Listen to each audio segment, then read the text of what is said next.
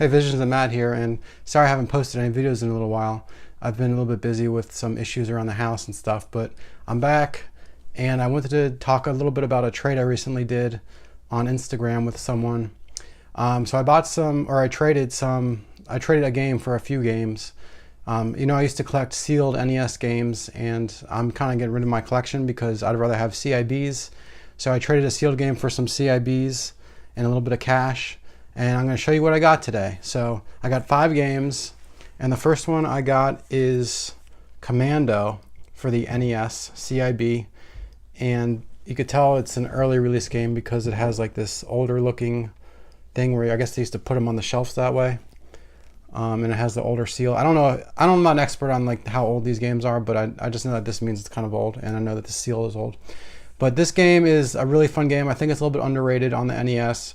I know it's not the best port. I believe this was first an arcade game, and they ported it to the NES. And the graphics aren't incredible, but I still think it's an underrated game, and it's a lot of fun.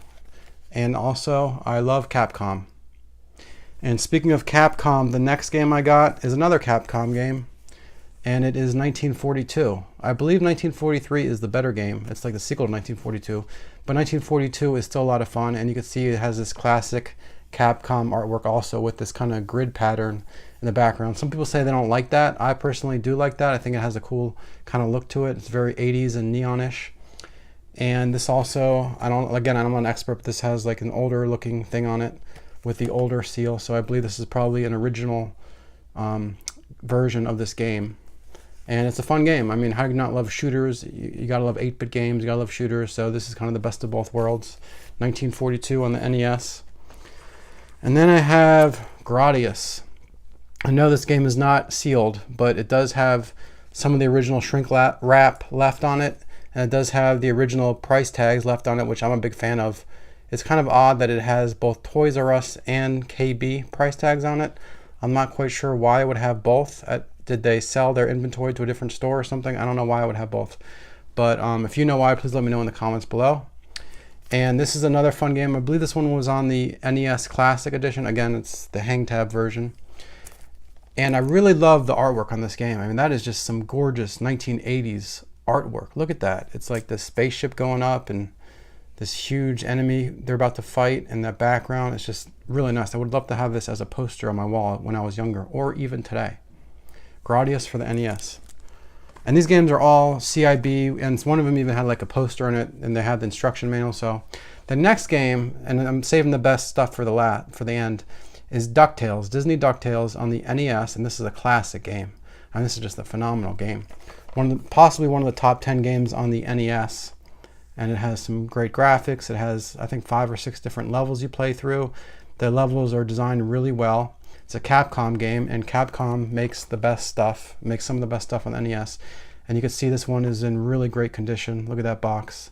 Not a lot of dings or dents, or, it's just in great condition, and sharp corners and everything. So Disney DuckTales for the NES. Glad to add that to my collection. And last but not least is Kid Icarus. And this is, I don't know, again, the hang tab version, so I think it's an earlier version that has the older looking print on it.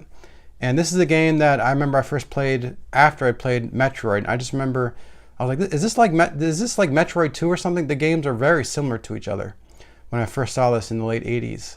And I think it's the same designer that made both of those games, Metroid and Kid Icarus. Of course, Metroid is the game that went on to spawn many sequels, and Kid Icarus kind of died. I mean, they're still making a few Kid Icarus games here and there, but I think there's only like 5 or 6 throughout the whole history of the Nintendo franchises, and with Metroid there's got to be 10, 15 by now.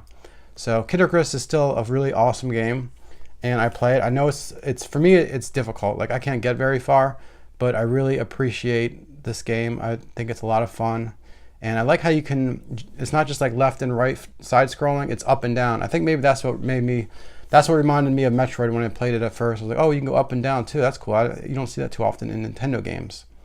So these are the 5 games I got. My 5 new CIB NES games. I'm happy to add these to my collection. I want to thank the guy that I traded them with, and I'm going to put them up on my shelf right over there. You can see there's some room for them over there in that corner up there. That's where I'm going to stick them. I hope you guys enjoyed seeing these new additions to my collection. Thanks for watching. Please subscribe if you haven't already, and have a great day.